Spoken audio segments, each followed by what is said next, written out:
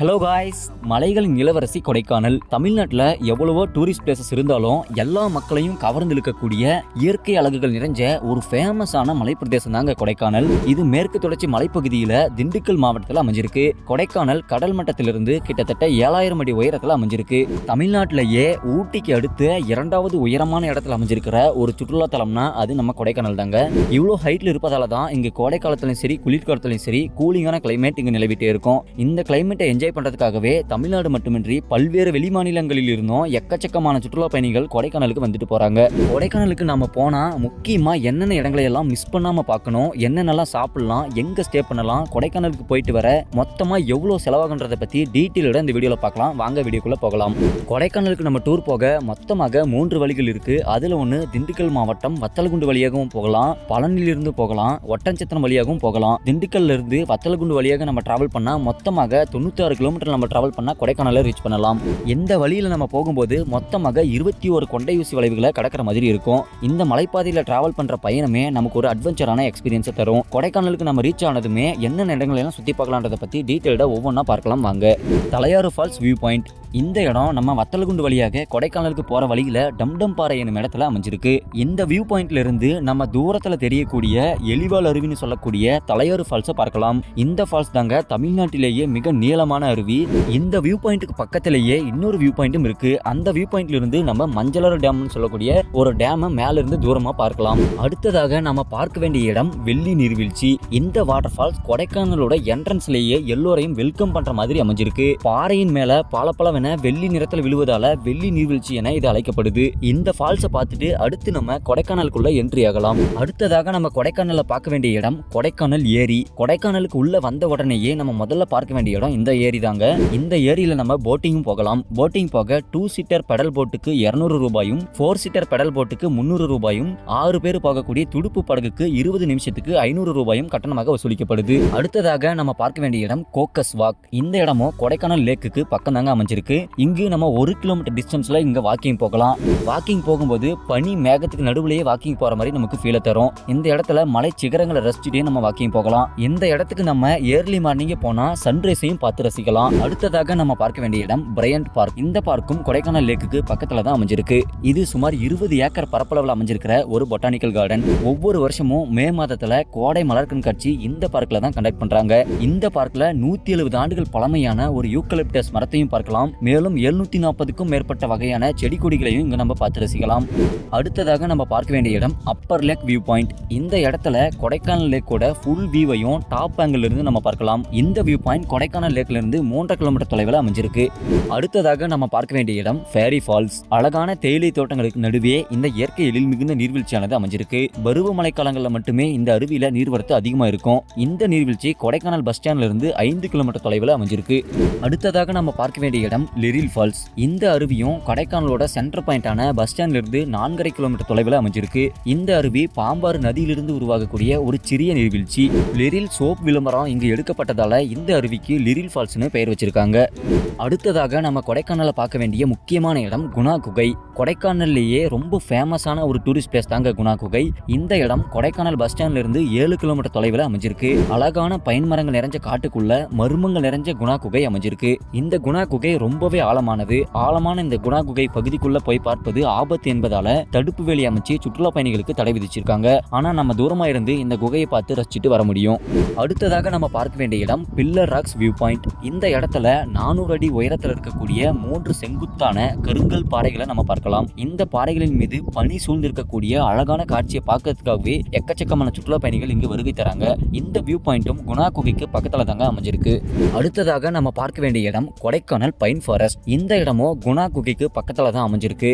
இந்த உயரமான பைன் மரங்கள் பார்த்து ரசிப்பதற்காக மட்டுமல்லாம இங்க அழகா நம்ம போட்டோ ஷூட்டும் பண்ணலாம். இந்த இடத்துல ஏகப்பட்ட தமிழ் திரைப்படங்கள் மட்டுமல்லாம எக்கச்சக்கமான மொழி திரைப்படங்களும் இந்த இடத்துல ஷூட் பண்ணிருக்காங்க. பறவைகள் கீச்சிடும் சத்தத்துல உயரமான பைன் மரங்களை பார்த்து ரசிக்க நினைக்கிறவங்க இந்த பைன் ஃபாரஸ்ட்க்கு போயிட்டு வாங்க.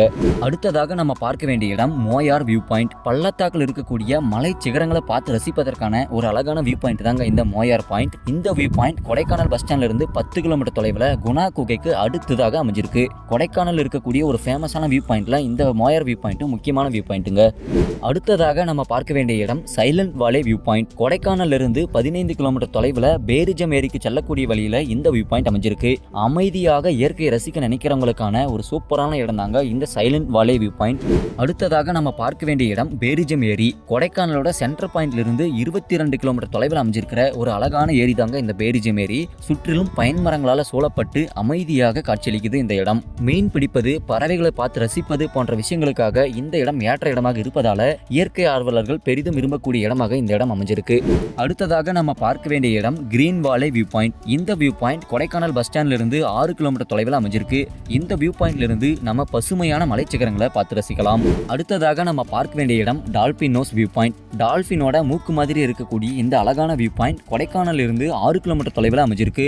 ஏர்லி மார்னிங் டைம்ல இந்த வியூ பாயிண்ட்டுக்கு போனா அழகான இயற்கை காட்சிகளை நம்ம பார்த்து ரசிக்கலாம். அடுத்ததாக நம்ம பார்க்க வேண்டிய இடம் பழனிமலை வியூ பாயிண்ட். பழனிமலை கோவிலையும் பழனிமலை சிகரங்களையும் இந்த இடத்துல இருந்து நம்ம பார்க்கலாம். இந்த வியூ பாயிண்ட் கொடைக்கானல்ல இருந்து 17 கிலோமீட்டர் தொலைவில் அமைஞ்சிருக்கு. அடுத்ததாக நம்ம பார்க்க வேண்டிய இடம் பூம்பாறை. கொடைக்கானல்ல இருக்கக்கூடிய ஒரு அழகான கிராமம் தான் இது. இந்த கிராமம் கொடைக்கானல்ல இருந்து 21 கிலோமீட்டர் தொலைவில் அமைஞ்சிருக்கு. இங்கு புகழ்பெற்ற குழந்தை வேலப்பர் கோயில் அமைஞ்சிருக்கு. இங்கேயும் பல்வேறு பள்ளத்தாக்குகள், வியூ பாயிண்ட்கள், நீர்வீழ்ச்சிகள் சொல்லிட்டு எக்கச்சக்கமான சுற்றுலா இடங்கள் இந்த பூம்பாறை கிராமத்துல அமைஞ்சிருக்கு. அடுத்ததாக நம்ம பார்க்க வேண்டிய இடம் மன்னவனூர். கொடைக்கானல் இருக்கக்கூடிய மற்றொரு அழகான கிராமம் தாங்க மன்னவனூர். இது கொடைக்கானல்ல இருந்து 34 கிலோமீட்டர் தொலைவில் அவுட்டர்ல அமைஞ்சிருக்கு. இங்கு அமைஞ்சிருக்கக்கூடிய அழகான ஏரியில நாம படகு சவாரியும் செய்யலாம். மேலும் இங்கு குதிரை சவாரி, ஜிப்லைன் ஆக்டிவிட்டிஸும் பண்ணலாம். மேலும் இங்க நம்ம டென்ட் கேம்பிங் பண்றதுக்கான இடமும் இங்க அமைஞ்சிருக்கு. கூட்ட நெரிசல் இல்லாம அமைதியா இயற்கை ரசிப்பவர்களுக்கான இடம் தாங்க இந்த இடம். அடுத்ததாக நம்ம பார்க்க வேண்டிய இடம் கூக்கால். கொடைக்கானல்ல இருந்து 35 கிலோமீட்டர் தொலைவில் அமைஞ்சிருக்கக்கூடிய மற்றொரு அழகான கிராமம் தாங்க கூக்கால். கூக்கால் ஏரி, கூக்கால் அருவி, வியூ பாயிண்ட்னு இயற்கை அழகுகள் கொட்டி கிடக்கக்கூடிய இடம் தாங்க இது. இது 35 கிலோமீட்டர் அவுட்டர்ல அமைஞ்சிருப்பதால இந்த இடம் இருக்கிறது பெரிய அளவுல யாருக்குமே தெரியாது. பெரிய அளவுல இங்க கூட்டமும் இருக்காது. மாசுபடாம இயற்கை ரசிக்க நினைக்கிறவங்க எந்த இடத்துக்கும் போயிட்டு வரலாம். அடுத்ததாக நம்ம பார்க்க வேண்டிய இடம் வெள்ளகவி. டென்ட் கேம்பிங், ட்ரெக்கிங் போன்ற அட்வென்ச்சர் ஆக்டிவிட்டிஸ் பண்றவங்களுக்கான ஒரு சிறந்த இடம் தாங்க வெள்ளகவி. இங்க நிறைய கேம்ப் சைட்டும் இருக்கு. அடர்ந்த காட்டுக்குள்ள நம்ம ட்ரெக்கிங்கும் போகலாம். இங்க நைட் டைம்ல நம்ம ஃபயர் கேம்பும் போடலாம். அட்வென்ச்சரை விரும்புறவங்க மறக்காம இந்த இடத்துக்கு விசிட் பண்ணி பாருங்க. அடுத்ததாக நம்ம பார்க்க வேண்டிய இடம் கவர்மெண்ட் ரோஸ் கார்டன். இந்த பார்க் கொடைக்கானல் பஸ் ஸ்டாண்ட்ல இருந்து 4 கிலோமீட்டர் தொலைவில் அமைஞ்சிருக்கு. நிறைய வெரைட்டிஸ்ல இருக்கக்கூடிய ரோஜா பூச்செடிகளை பார்த்து ரசிக்க நினைக்கிறவங்க இந்த பார்க்குக்கு போயிட்டு வரலாம். அடுத்ததாக நம்ம பார்க்க வேண்டிய இடம் சோலார் அப்சர்வேட்டரி மியூசியம். இந்த மியூசியமும் ரோஸ் கார்டனுக்கு பக்கத்துல தாங்க அமைஞ்சிருக்கு. இன்ட்ரெஸ்ட் இருக்கிறவங்க இந்த இடத்துக்கும் போயிட்டு பார்த்துட்டு வரலாம். அடுத்ததாக நம்ம பார்க்க வேண்டிய இடம் குறிஞ்சி ஆண்டவர் கோயில். கொடைக்கானல்ல அமைஞ்சிருக்கக்கூடிய ஒரு புகழ்பெற்ற முருகன் கோயில் தாங்க இது. 12 ஆண்டுகளுக்கு ஒருமுறை போக்கக்கூடிய குறிஞ்சி மலர்கள் நிறைந்த பகுதியில இந்த முருகன் கோயில் அமைஞ்சிருக்கு. முருகப்பெருமானை மலைக்கடவுளாக வணங்கக்கூடிய மிகவும் சக்தி வாய்ந்த கோயில் இது. அடுத்ததாக நம்ம கொடைக்கானல்ல பார்க்க வேண்டிய இடம் செட்டியார் பார்க். கொடைக்கானல் பஸ் ஸ்டாண்ட்ல இருந்து 4 கிலோமீட்டர் தொலைவில் அமைஞ்சிருக்கக்கூடிய ஒரு அழகான பார்க் தாங்க இது. குடும்பத்தோடு போயிட்டு இந்த பார்க்ல நல்லா சுத்தி பார்த்து டைம் ஸ்பெண்ட் பண்ணிட்டு வரலாம். ஓகே ஃப்ரெண்ட்ஸ், கொடைக்கானல்ல சுத்தி பார்க்க இருக்கக்கூடிய முக்கியமான அத்தனை இடங்களையும் பார்த்தோம். கொடைக்கானல் இருக்கக்கூடிய இத்தனை இடங்களையும் நம்ம ஒரே நாள்ல சுத்தி பார்க்க முடியாது. இங்கேயே 1 வீக் நம்ம ஸ்டே பண்ணி கூட சுத்தி பார்க்குற அளவுக்கு அவ்வளோ இடங்கள் கொடைக்கானல்ல நிறைஞ்சிருக்கு. கொடைக்கானலோட எல்லா லொகேஷன்லயுமே நம்ம ஸ்டே பண்றதுக்கான ரெசார்ட்ஸும் இருக்கு. மினிமம் 500 ரூபாயில இருந்தே கூட ரூம்ஸும் அவைலபிளா இருக்கு. உங்களுக்கு எந்த லொகேஷன்ல எவ்வளவு பட்ஜெட்ல ரூம் வேணுமோ நீங்களே சர்ச் பண்ணி புக் பண்ணி ஸ்டே பண்ணி நல்லா என்ஜாயும் பண்ணலாம். அடுத்ததாக கொடைக்கானல்ல என்னென்னலாம் சாப்பிடலான்றதை பத்தி பார்க்கலாம். கொடைக்கானலுக்கே பெயர் போன இங்கேயே விளையக்கூடிய கோடை பிளம்ஸ், பேரிக்காய், peach fruit, passion fruit, orange, அன்னாச்சி பழம், பலாப்பழம் உள்ளிட்ட பல்வேறு பழங்களும் பல்வேறு காய்கறிகளும் இங்க விளையுது. நீங்க கொடைக்கானலுக்கு போனீங்கன்னா வாங்கி சாப்பிட்றதோடு மட்டுமல்லாம வீட்டுக்கும் வாங்கிட்டு வரலாம். மேலும் இங்க இருக்கக்கூடிய யூக்கலிப்டஸ் மரத்திலிருந்து யூக்கலிப்டஸ் தைலமும் இங்கேயே தயாரிக்கப்படுது. இந்த யூக்கலிப்டஸ் தைலம் மிகவும் மருத்துவ குணம் வாய்ந்ததாகவும் கருதப்படுது. மேலும் இங்கு கொடைக்கானல்ல விளையக்கூடிய மலைப்பூண்டு புவிசார் குறியீடு பெற்றிருக்கு. இது மருத்துவ குணம் மிக்கது மட்டுமல்லாமல் நீண்ட நாட்கள் கெடாமலும் இருக்கு. மேலும் இங்கு கொடைக்கானல்லேயே தயாரிக்கக்கூடிய ஹோம்மேட் சாக்லேட்களும் இங்க ரொம்பவே சுவைமிக்கதாக இருக்குது.